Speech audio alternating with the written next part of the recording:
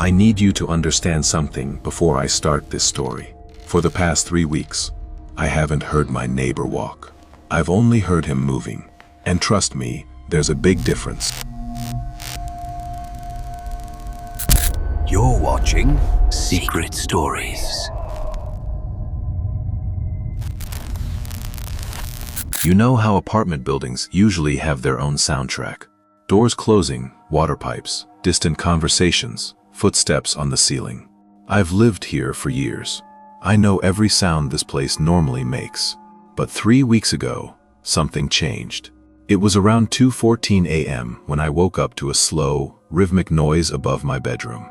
Not footsteps, not creaking, not pacing. It sounded like someone dragging their feet over something. Soft, like fabric, almost like pillows. At first, I thought I was imagining it. But then it happened again the next night. And again. Same time. Same slow, muffled pattern. Not footsteps on the floor. Footsteps on something else. That's when I realized I had never actually seen my upstairs neighbor. Not once. I've seen his door. I've heard him lock and unlock it. But the man himself, never. Then something even stranger happened. 4 days ago, I left for work a bit earlier than usual, and as I walked down the hallway, I heard a soft click behind me. I turned around. His door was open, just an inch, a crack wide enough for me to see inside. I shouldn't have looked, but I did, and what I saw didn't make sense. The entire floor, at least the part I could see, was covered in a maze of pillows, floor to wall, row after row, layered, stacked. Not a single piece of the actual floor visible. It was like someone had built a padded landscape, a cushioned world where feet never touch anything solid. Before I could process what I was seeing, the door slammed shut from the inside. No voice, no footsteps, just silence. For the rest of the day, I tried to convince myself he was just eccentric. Maybe he had some condition, some reason, but deep down, I knew something was wrong. People don't hide their floors, unless they're hiding something else. That night, the soft dragging sound returned.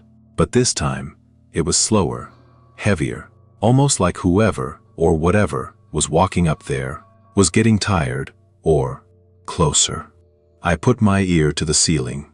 I swear to you, I felt a vibration. Like movement, not footsteps. It wasn't like a person shifting their weight, it was like something gliding. And then it stopped, right above me, completely still. I didn't sleep that night.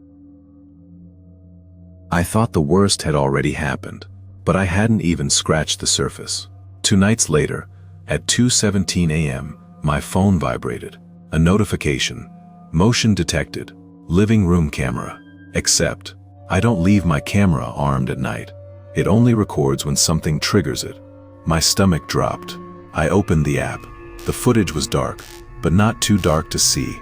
A figure, motionless, standing in the middle of my living room, facing the hallway, facing me. The shape wasn't tall, but it was wrong. Too still, too tense, like someone holding their breath. But the part that messed me up wasn't the figure itself. It was what was on the floor. A row of pillows, lined up one by one, leading from my front door, straight to the figure standing in the dark. Exactly like the maze I saw in his apartment. Except now, it was in mine. That meant he had been inside, moving silently, stepping only on padded surfaces, staying off the floor. Then the figure tilted its head, slowly, toward the camera, and I swear, I heard the same dragging sound from the footage. But it wasn't coming from my phone. It was coming from above me, from the ceiling, like something was moving across the pillows in his apartment, while something else stood motionless in mine. 2 sets of movements, one above, one below, one watching, one approaching. I froze. And then, the camera feed glitched. Static. Gone. I called the police. They arrived in minutes. But the living room was empty. The pillows were gone. Not a single sign of forced entry. Nothing on camera but corrupted files. Except one thing. On the inside of my front door, at knee height, there was a faint smudge of something soft. Feathers. From a pillow.